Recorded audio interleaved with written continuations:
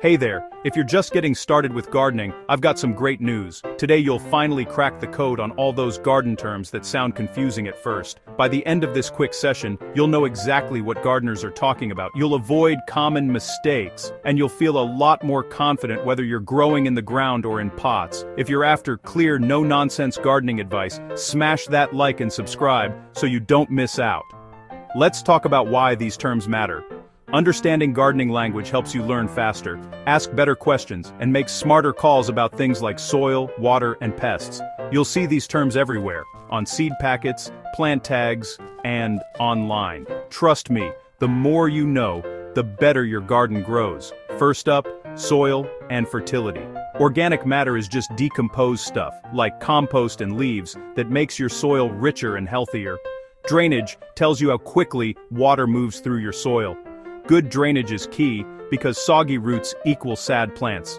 pH measures if your soil is acidic or alkaline. Most veggies love a slightly acidic soil, around 6.0 to 7.0. And then, there's NPK. That stands for nitrogen, phosphorus, and potassium, the big three nutrients every plant needs. Nitrogen gives you leafy growth, phosphorus powers up roots and flowers, and potassium boosts overall health. On to sun and water. Full sun? That's 6 hours or more of direct sunlight. Partial shade means 3 to 6 hours.